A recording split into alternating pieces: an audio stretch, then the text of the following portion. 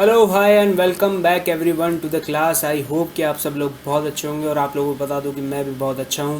Last class तक हमने बात कर ली थी जर्नल एंट्रीज़ के question number 1 and question number 2 के बारे में, और उसके साथ हमने जर्नल एंट्रीज़ का पूरा बेसिक सीख लिया था। प्लेलिस्ट का जो लिंक है वो क्वेश्चन डिस्क्रिप्शन बॉक्स के अंदर है, नीचे जाके आप चेक कर सकते हैं।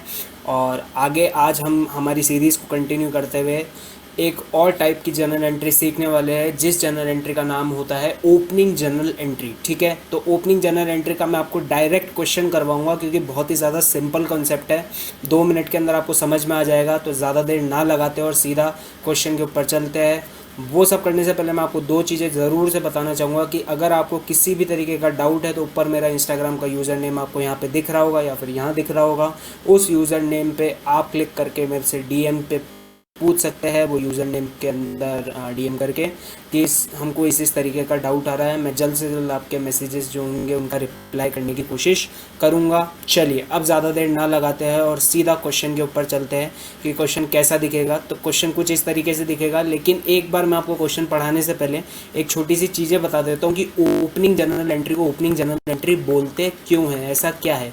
तो देखिए, जो एक अकाउंटिंग का प्रोसेस होता है, उस अकाउंटिंग के प्रोसेस में क्या होता है, आपने अगर बेसिक्स में पढ़ा भी होगा तो पता होगा आपको कि पहले जर्नल बनती है, फिर जर्नल के बाद में लेजर बनते हैं और फिर लेजर के बाद में फाइनल अकाउंट्स बनते हैं। ठीक है, और ये जो चीज़ होती है, ये फाइनल अकाउंट्स तक की ये जो पूरी चीज़ होती है, ये सारी बीच में ट्रायल बैलेंस भी बनता है, चलिए वो भी लिख लेता हूँ मैं। ठीक है, ये जो पूरा प्रोसेस होता है ये एक डेडिकेटेड होता है अकाउंटिंग पीरियड को। मान लीजिए यूजुअली क्या होता है, वो एक साल को डेडिकेटेड होता है।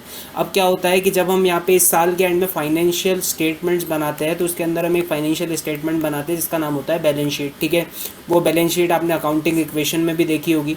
वो अकाउंटिंग इक्वेशन में जो आपको बैलेंस शीट दिखती थी उसके यहाँ पे कुछ बैलेंसेस बच जाते थे, आपको याद हो तो। ठीक है, अब ये जो बैलेंसेस थे ये लास्ट ईयर के क्लोजिंग बैलेंसेस बोलते हैं। इन बैलेंसेस को कौन सा बैलेंस बोलते हैं?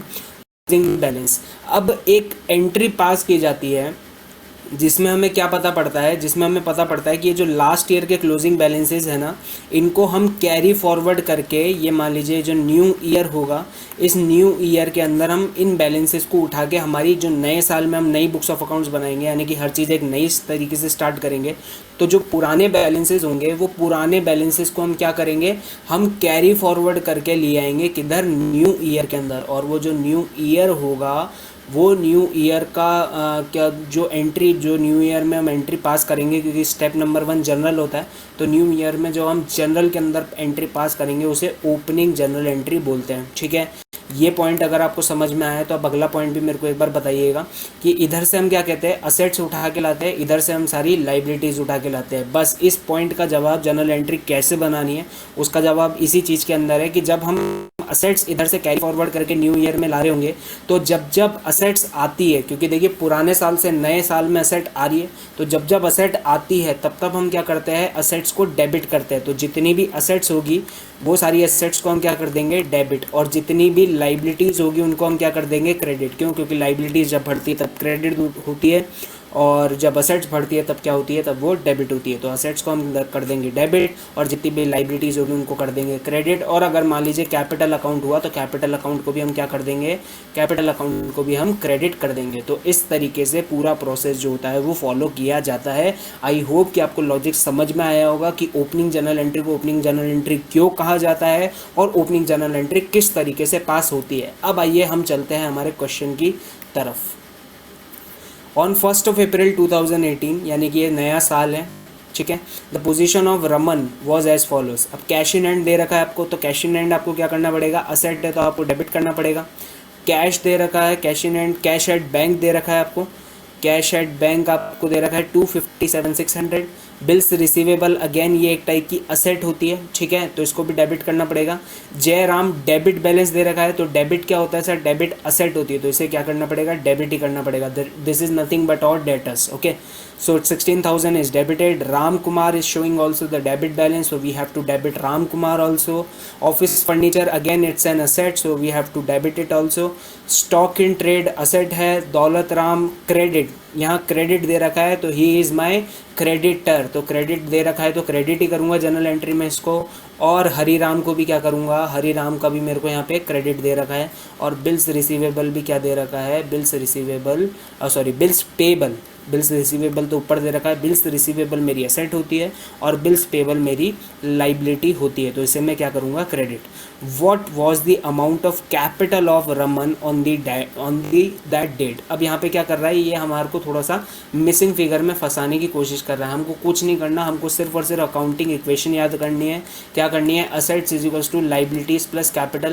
मेरे को सारी असेट्स का टोटल दे रखा है और मेरे को सारी की सारी लाइबिलिटीज़ का टोटल दे रखा है, तो it is very easy for me to find the amount of capital. कैसे, A minus L is equals to C बन जाएगा। इस अकाउंटिंग इक्वेशन को मैंने आगे और ड्राइव किया है। अगर आपने मेरा अकाउंटिंग इक्वेशन के लेक्चर्स नहीं देखे तो अभी आप जाके देख सकते हैं, मैंने अकाउंटिंग इक्वेशन का पूरा एक्सप्लेनेशन दिया है। और अगर आपको ये फॉर्मूला पहले से मालूम है तो कॉन्ग्रेचुलेशंस, हम आगे इस क्वेश्चन को सॉल्व करते हैं। ठीक है, तो जब हम क्वेश्चन को सॉल्व करेंगे तो क्वेश्चन कुछ इस तरीके से दिखेगा। ये हमने यहाँ पे सारी चीज़ें डेबिट कर ली। मैं थोड़ा सा और आपको ऊपर ले चलता हूँ, आई होप कि आपको ये चीज़ विजिबल होगी।